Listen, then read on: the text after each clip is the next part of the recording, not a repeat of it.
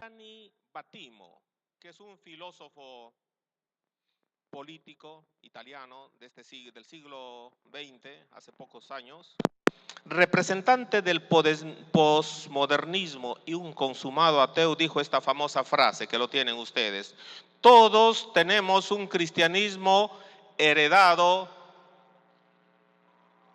y Occidente no puede olvidar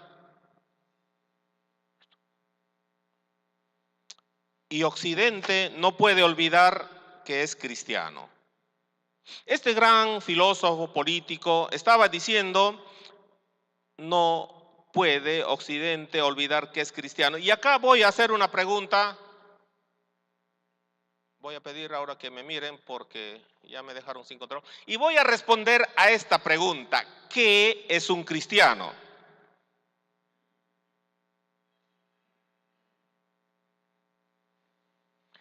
¿Qué es un cristiano?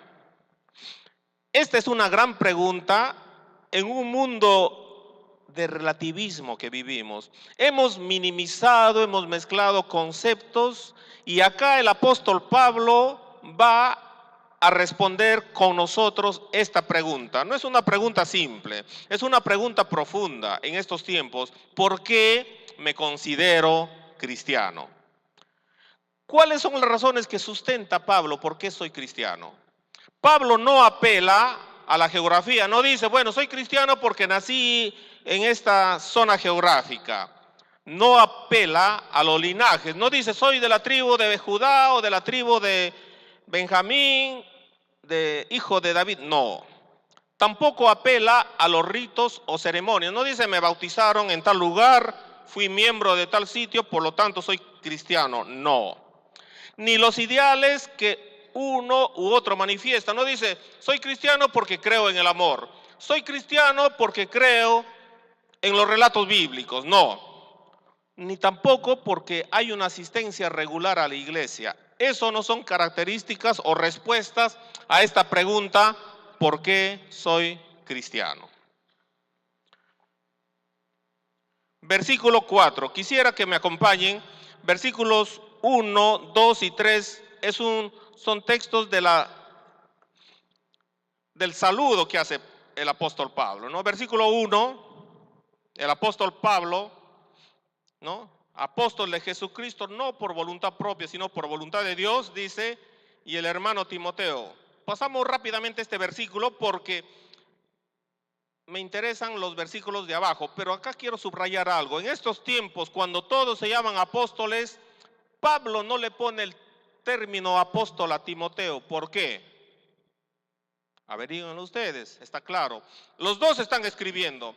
Pablo y Timoteo están juntos, sentados, y el saludo de los dos es a la iglesia de Colosas. Versículo 4. Todos en Colosenses, versículo 4. Habiendo oído de vuestra fe en Cristo Jesús y del amor que tenéis a todos los santos. Versículo 5.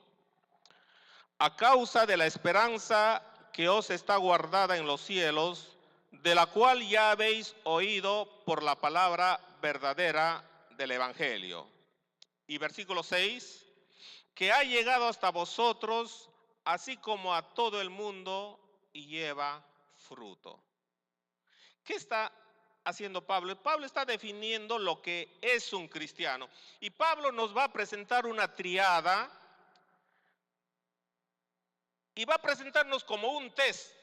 Cuando yo quiero calificar algo, uso preguntas, uso un test. Y Pablo va a usar un test espiritual. Y el test va a quedar en nosotros fuerte. Acá está la palabra fe, esperanza y amor. Acá más o menos para que se quede que nosotros tenemos también en la pared nuestra. Pero hermanos, tengamos, y yo quiero subrayar en esta mañana lo siguiente, y me ha gustado que el testimonio de mi hermana Margot, ¿no? También como que justo estaba pensando, creo, en Colosenses, hermana Margot, ¿no? Cuando nos compartió esa esperanza. Los teólogos han llamado a estas tres virtudes, los han llamado las virtudes teologales, ¿no?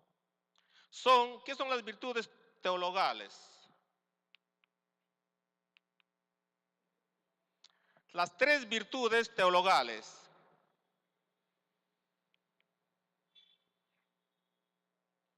¿Qué son las virtudes teologales? La fe, esperanza y amor.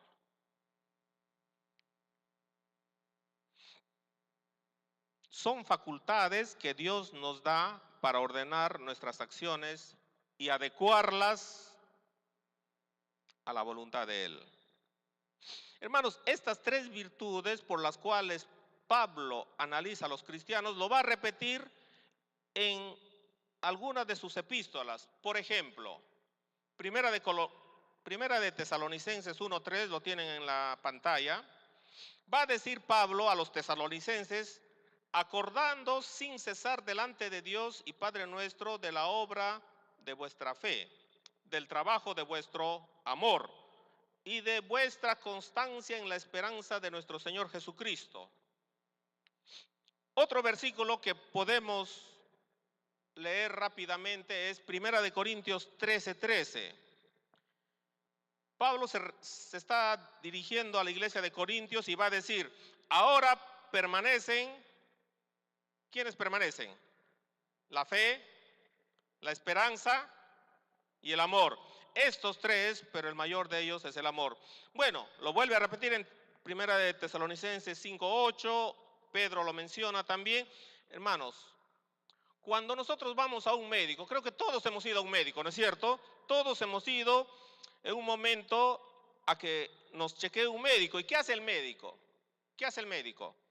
El médico comienza a examinar la presión, comienza a vernos la garganta, de repente comienza si hay un dolor de apéndice, si hay un dolor de riñón, o sea, el médico comienza a hacer un examen. Y al final te dice: para tener la claridad, hazte el análisis de sangre, el análisis, ¿no?, de saliva, el análisis de varias cosas. ¿Por qué hace el médico esto? ¿Por qué? ¿Por diversión? ¿Por qué lo hace? ¿Qué es lo que quiere saber el médico? La salud, el estado de la salud de la persona. Y si yo digo: ay, no me duele, ay, me duele, ya le comienzo a dar señales en el test que me está haciendo. El apóstol Pablo está haciendo lo mismo. El apóstol Pablo está auscultando a la iglesia de Colosas. Pablo es un médico espiritual que está tomando el pulso a la iglesia. Y Pablo está mirando cómo están andando en fe, ¿no? Acá podemos ver, ¿no? Cómo estamos andando en amor, cómo están andando en la esperanza. Y va a diagnosticar si la iglesia, si las personas están enfermas o están saludables, ¿no es cierto? Ahora, podemos auscultarnos nosotros y ver cómo andamos en estas tres cosas. ¿Lo podemos hacer? Espero que esta mañana nos ayude Colosenses del 1 al 9 para poder entender si estamos bien o estamos mal bajo este test de la fe, la esperanza y el amor. Si la fe, hermanos, como decía la hermana Margot en su testimonio, o como decía la canción que cantamos, si la fe solamente es una canción más pero es irreal, no tiene sentido. Si no hay verdad en esa confianza que entonamos. ¿Cómo hemos entonado la canción, Leonor? Yo he creído con toda mi alma en un Dios poderoso. ¿Qué más dice? Yo he confiado en aquel que salvó mi alma en la cruz. A pesar que la prueba amenaza y cual brava tormenta, me doy cuenta que en la barca Jesús está a mi lado. Hermanos, ¿solamente es un cántico o de verdad podemos cantar eso? Yo sé que hay problemas afuera, pero sé que Jesús está a mi lado. ¿Ah?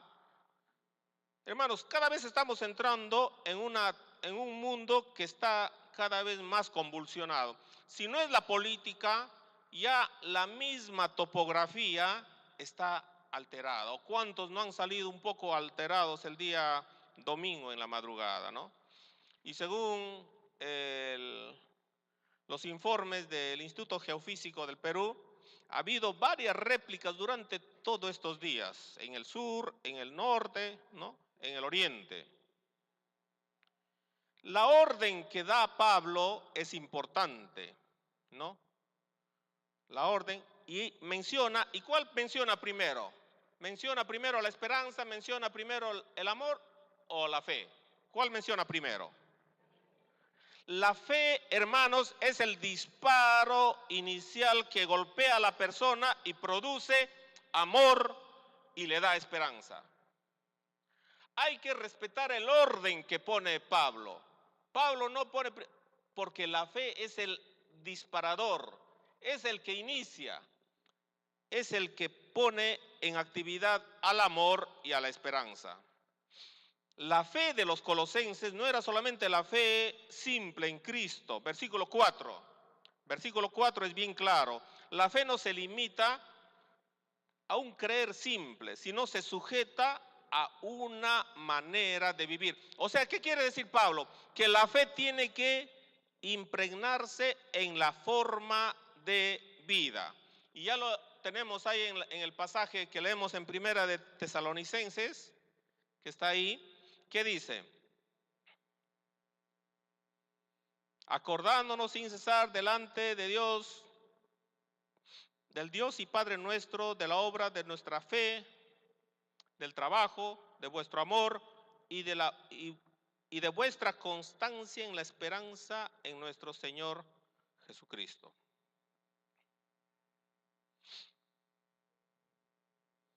El segundo elemento de esta trilogía es el amor. Pero, y acá es una cosa interesante, pero la fe el amor actúa con la fe. No puede haber una actitud de fe o una actitud de amor separados en forma independiente. Gálatas 5, 6.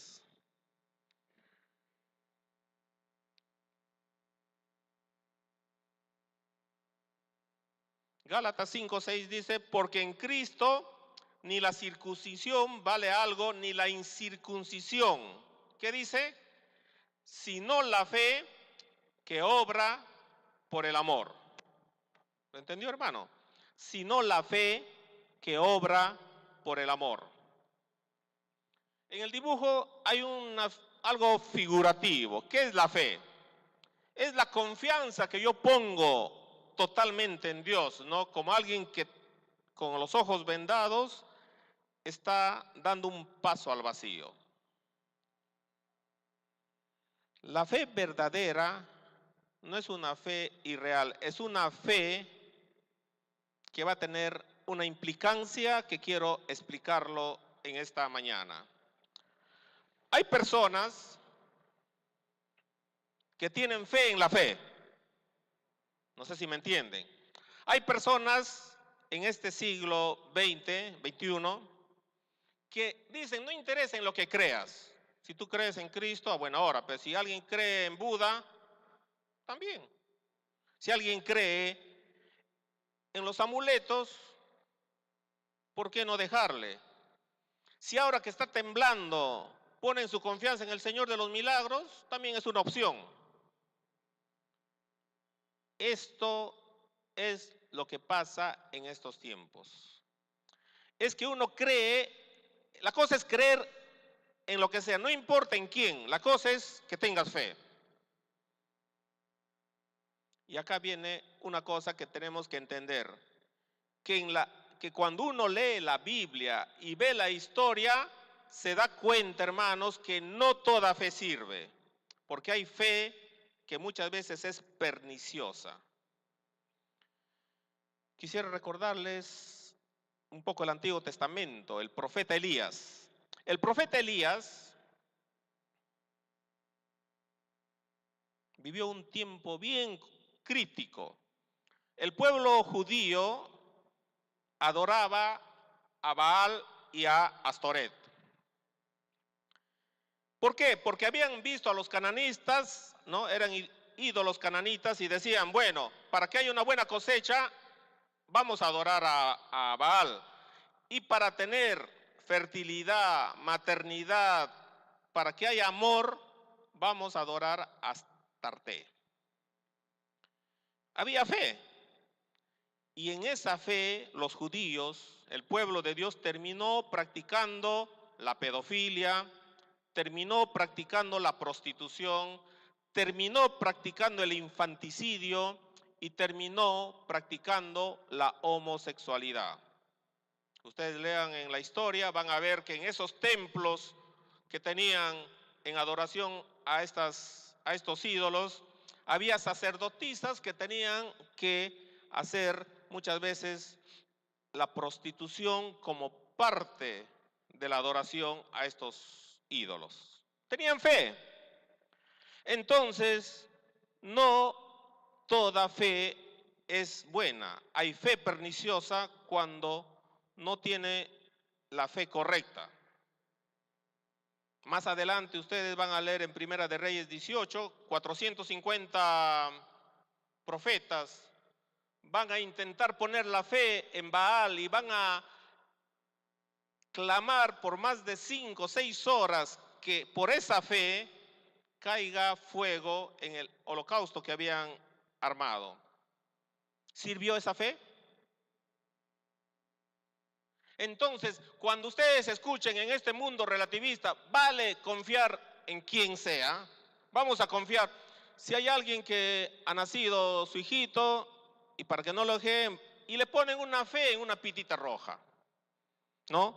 O le ponen fe a veces en un, ¿cómo le llaman? En un herraje para que pueda cuidar, pueda proteger la casa. ¿Está correcto eso? ¿Ah? Entonces, no es correcto, hermanos, cuando se escucha o se quiere creer que vale la pena creer en lo que sea, ¿no? Y acá viene una cosa importante. Lo importante es en quién yo creo. Y la fe tiene que tener un objeto en el cual centrarse. Hoy, hermanos, nosotros tenemos una herencia, los peruanos, ¿no? De los antiguos peruanos, que hay una tradición muy fuerte. ¿A quién se adora? A la Pachamama, a la Madre Tierra.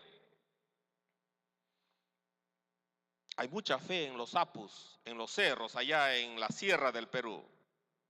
Por el norte, las Huaringas es una zona muy solicitada porque hay una fe tremenda que esas aguas de las Huaringas, esos baños de florecimiento, van a hacer una limpia en una persona. ¿Es cierto eso? ¿Ah? Los babilonios fueron los que crearon y armaron la astrología. Los babilonios, hermanos, acordémonos el tiempo de Daniel, era una potencia mundial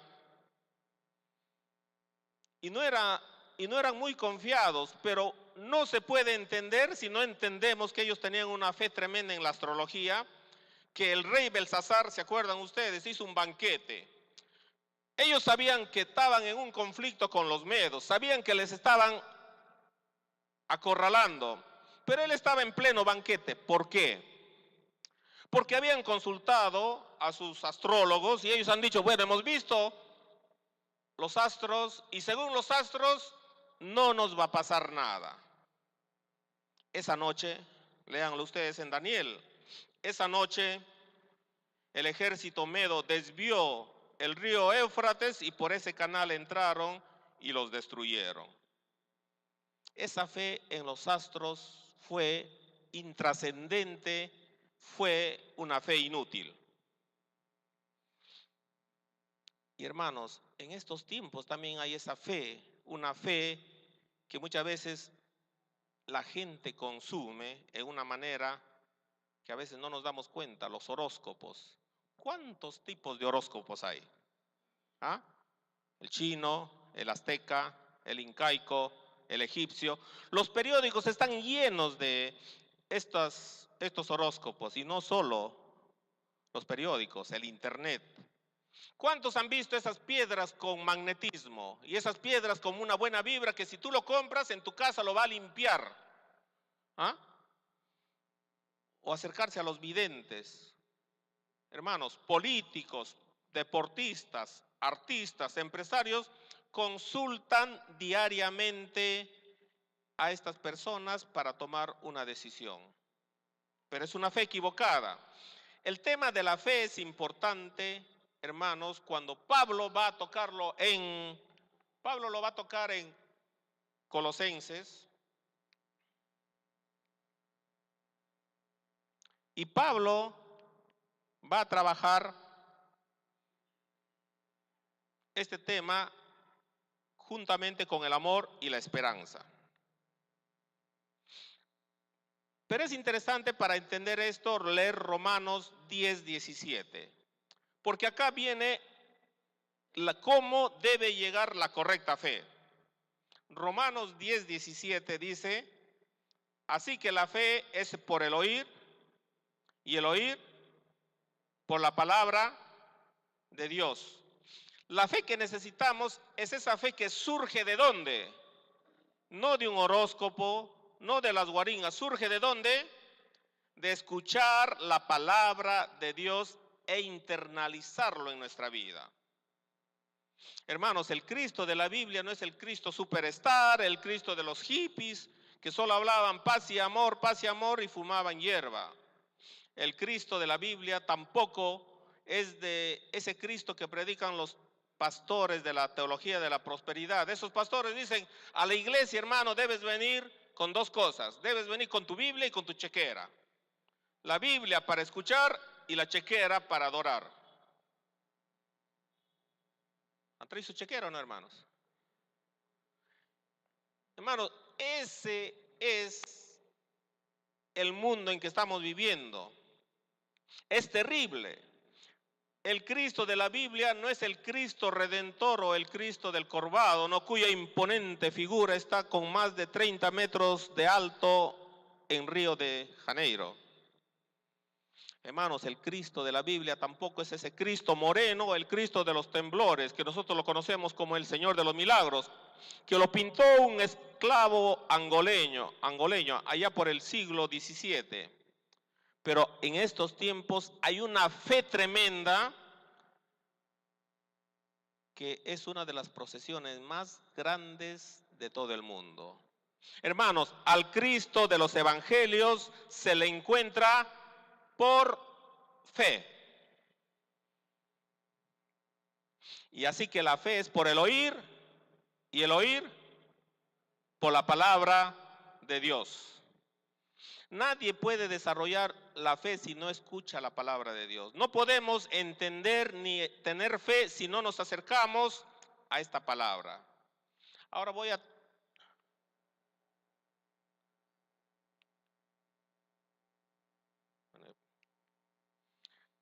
Quisiera que, si lo pueden buscar rápido o lo vemos en la pantalla, Hebreos 4:12 y Efesios 6:15. Son dos pasajes importantes. Hebreos 4:12 va a decir, la palabra de Dios es viva y eficaz, más cortante que una espada de dos filos y penetra hasta partir el alma y el espíritu, las coyunturas y los tuétanos, y discierne los pensamientos y las intenciones del corazón. ¿Qué es la palabra? La palabra es una espada que llega a lo profundo del corazón. Efesios 6:15, ¿qué dice? La espada del Espíritu, que es la palabra de Dios. A ver, si hacemos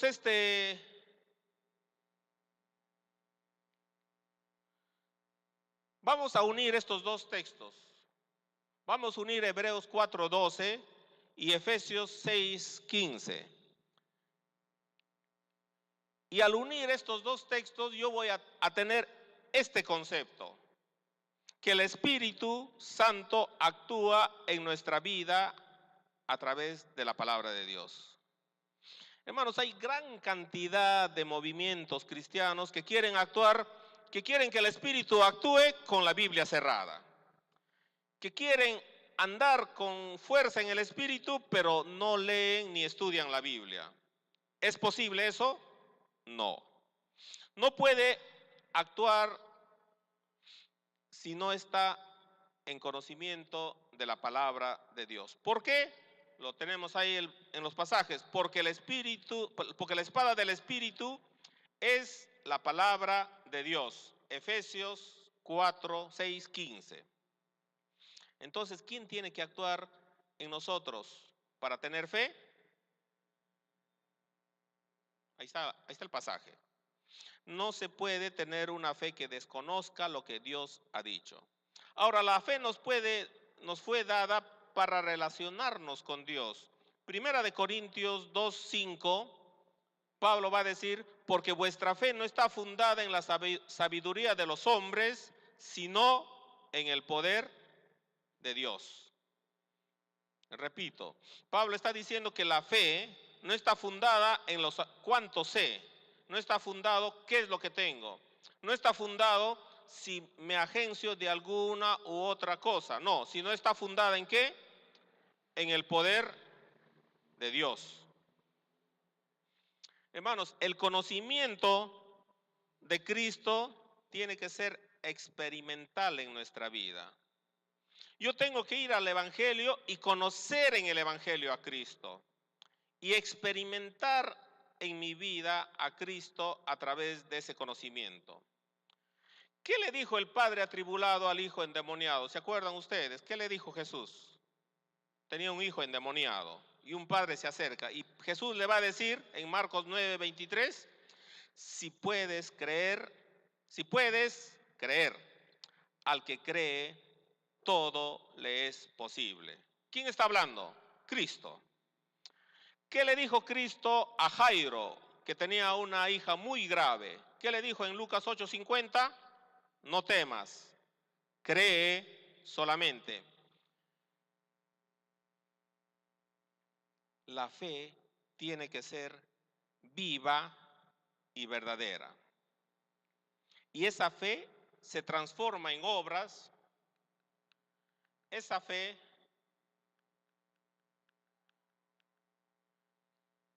cuando se transforma en obras genera el amor.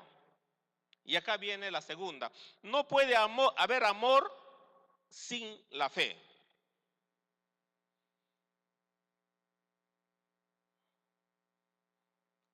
Y la esperanza lo estudiaremos más detenidamente, hermanos, en el cuarto domingo, porque es un pasaje muy, muy lindo. Y acá quisiera yo que comenzamos a tener 3 objetivos nosotros que Pablo va a dejarnos como una tarea. Hoy día voy a tocar solo uno. Y estaba acá el conocimiento. El conocimiento es importante para tener fe. Mi hermano Santos en el anuncio ya lo dijo, ¿no? Citó Oseas. ¿Qué decía Oseas? Incluso Colosenses 1:9 va a decir Pablo, por lo cual también nosotros desde el primer día que oímos no cesamos de orar por ustedes y de pedir, ¿qué pide? Que seáis llenos de ¿qué?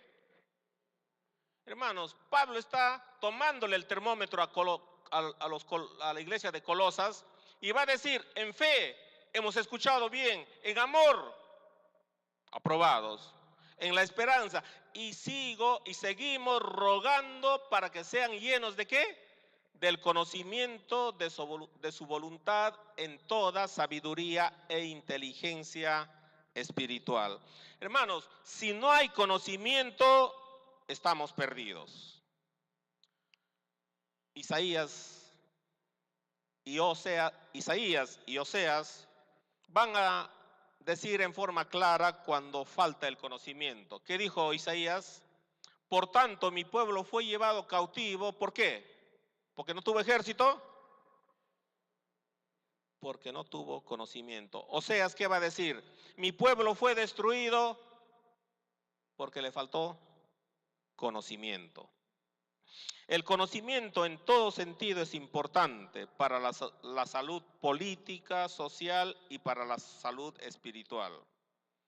Hay que conocer a Cristo y hay que conocer lo que Cristo dijo, hermanos. Los profetas Isaías, Oseas, observaron que al pueblo le faltaba conocimiento. El pueblo de los tiempos de Isaías y Oseas tenían un Dios. Cumplían los ritos impecablemente, cumplían los cultos y fueron cautivos. ¿Por qué? ¿Qué les faltó? Conocimiento. Donde no hay conocimiento espiritual, hermanos, estamos perdidos. Somos esclavos potenciales para que nos estafen en nombre de Cristo. Falsos maestros muchas veces nos trasquilan y nos venden cualquier material, cualquier doctrina equivocada en la ignorancia y en nombre de Cristo. ¿Cuántos no hemos escuchado el aceite sagrado? ¿Han escuchado? El manto sagrado. Y la gente compra. No, vamos a matar gigantes. ¿Con cuánto? Con $1,500. Y la gente compra. ¿Por qué? Porque le faltó ¿qué cosa? Por eso, porque le faltó conocimiento, es que muchas veces somos trasquilados espiritualmente. ¿Qué cosa nos puede salvar de todas estas trampas? ¿Qué nos puede salvar? Conocimiento de la palabra de Dios. Pablo está diciendo, hermanos, yo ruego para que su fe siga, para que el amor siga, para que la esperanza siga, pero que no falte el conocimiento de la palabra de Dios. Hoy, en nombre de Cristo, se aprovecha para hacer violencia emocional a mucha gente. En nuestro país, fuera de ella. ¿Cuántas organizaciones paraeclesiásticas aprovechan de eso? ¿Cuántas ONGs hablan en el nombre de Cristo, pero lo que quieren es sacar dinero? Hermanos, el Cristo del Evangelio es el Señor del universo y yo tengo que conocerle, porque si no le conozco, no hay crecimiento espiritual. Si no hay conocimiento, hay esclavitud. Y nuestro Señor Jesús, ¿qué dijo en Juan 8:32? ¿Conoceréis la verdad? Conoceréis la verdad y la verdad os hará libres. ¿Quieren ser esclavos o quieren ser libres? Hermanos, conocer la palabra de Dios es importante. Si yo no conozco esa verdad, si yo no sé lo que pasa, no voy a tener libertad y al no tener libertad voy a tener destrucción espiritual. La primera tarea entonces de este mes, y hermanos, quisiera que todos comencemos a trabajar. ¿Qué es? Que no haya eso en nuestras vidas, que tengamos conocimiento de la palabra de Dios. ¿Para qué? No es para que tengan una nota, no es para que estudien, para llegar a tener nuestro cartón al último. No, hermanos. Debemos conocer con el objetivo de no caer en la esclavitud para no ser destruidos, para vivir en la libertad. Cuando uno conoce el Evangelio, vive en la verdad. Cristo lo dijo, la verdad os hará libres. En otras palabras, está diciendo Cristo, la verdad no va a esclavizar. Aún vengan disfrazados, aún vengan en una forma sutil, no vamos a caer en la trampa del momento. Si necesitas acercarte a Dios, hazlo tú mismo, hermanos. Si necesitas hablarle a Dios, ora a Dios. A veces he escuchado muchas veces que quiero que me ores, ¿no? Hermano, quiero que me ores. ¿Y dónde aprendieron? En algún sitio que le enseñaron que solo algunas personas tienen el poder de la oración. Hermanos, en la Biblia encontramos eso, no. ¿Qué dice en la Biblia? Solo hay un mediador entre Dios y los hombres, Jesucristo. No necesitamos a nadie para llegar a Cristo, solamente a Dios, solamente Cristo el mediador. Entonces me pregunto, hermanos, ¿de dónde sacó la Iglesia Católica que María intercede? Y muchas veces no sabemos qué contestar. ¿Ah? ¿De dónde sacó que la Virgen Guadalupe es tan milagrosa que tengo que ir a verla una vez al año? ¿De dónde salen las medallitas de Sarita Colonia? ¿O de dónde más sale? El señor de Ayabaca, el señor de Muruay. ¿De dónde? De una falta de conocimiento. ¿Quién dijo que se puede hacer culto por los muertos para que salgan del purgatorio? Y lo hacen. ¿Quién? ¿Y por qué lo hacen? Porque hay un deficiente conocimiento. Y cuando yo tengo claro, hermanos, lo que enseña la palabra de Dios, vienen a venderme cualquier cosa y ya no soy engañado, ya no hay una ignorancia espiritual. Y hermano, con la ignorancia espiritual hay que tener bastante cuidado. Hay personas que han recibido a Cristo como su Salvador y Señor personal, pero muchas veces viven con un miedo, viven con temores. ¿Y por qué vives con temores?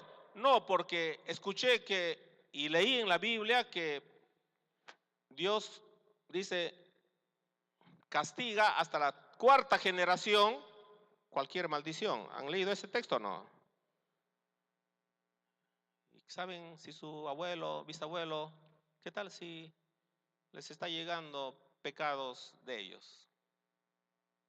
¿Ah? ¿Qué dicen? Hermanos, si bien es cierto, hay una maldición que habla en el Antiguo Testamento, maldiciones hereditarias, Cristo, cuando viene a nosotros, rompe esa maldición y no necesitamos hacer regresiones, no necesitamos hacer encuentros misteriosos, no necesitamos terapias, porque Dios, Cristo ya rompió esa maldición en la cruz del Calvario.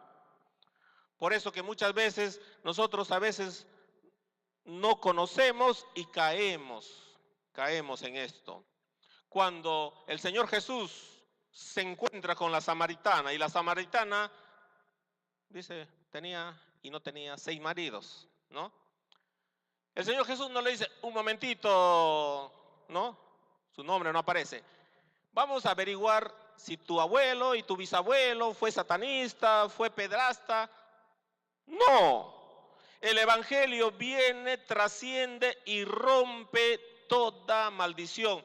Muchas veces por falta de conocimiento vivimos en una tensión espiritual. Y por lo tanto, hermanos, tenemos que volver al conocimiento de la palabra de Dios para que ese conocimiento de la palabra de Dios nos haga libres.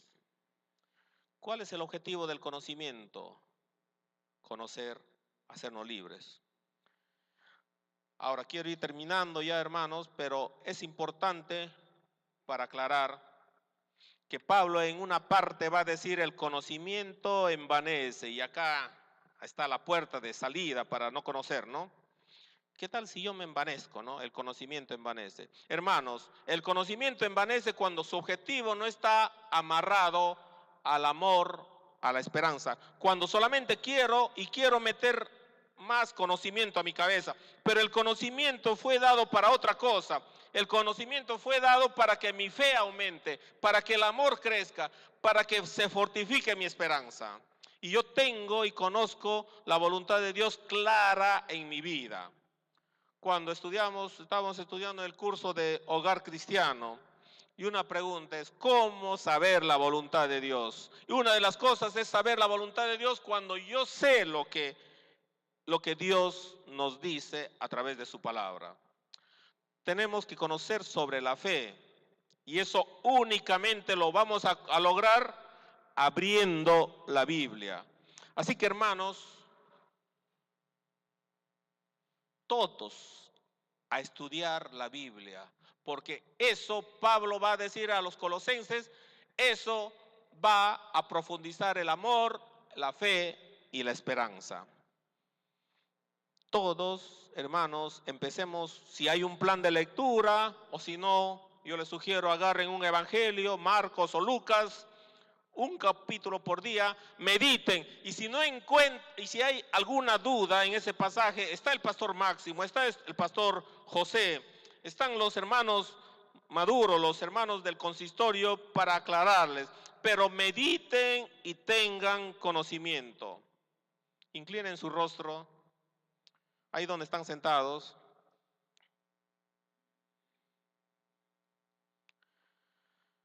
Y vamos a acercarnos a Dios y agradecer primero por su palabra, por habernos aclarado que esas tres virtudes teologales, que son como los termómetros que debe haber en mi vida, cuánta fe, cuánto amor, no quedarme solamente con fe o con esperanza.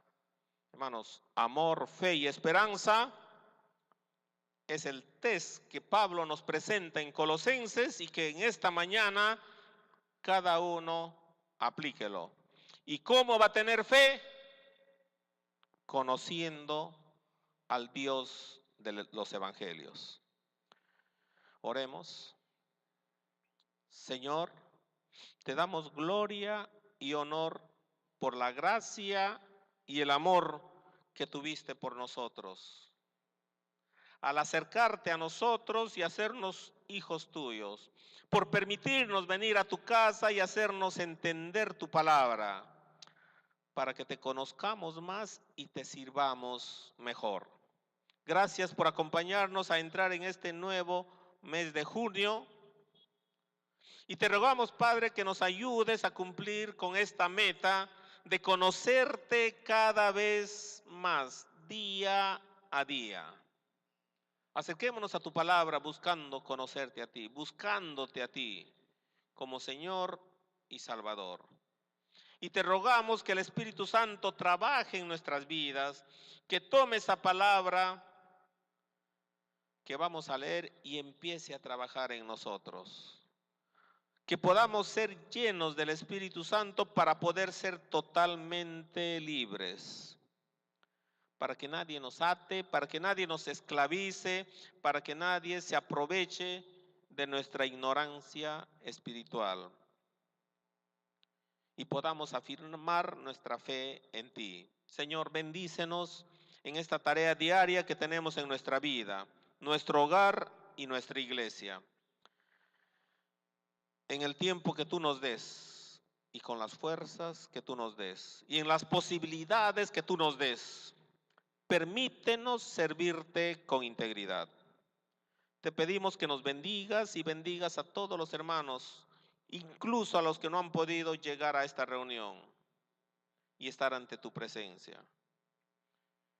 Señor, gracias porque siempre podemos elevar los ojos al cielo por encima de todas las miserias humanas y podemos encontrar el rostro tuyo y sentir que la luz de tu presencia alumbra nuestras vidas. Y al alumbrar nuestras vidas, huye toda sombra, toda oscuridad que nos rodea. Te damos gracias, Señor, por eso, como cantamos en la mañana, que en ti, solo en ti está nuestra confianza. Recibe nuestra adoración en el nombre de Cristo Jesús.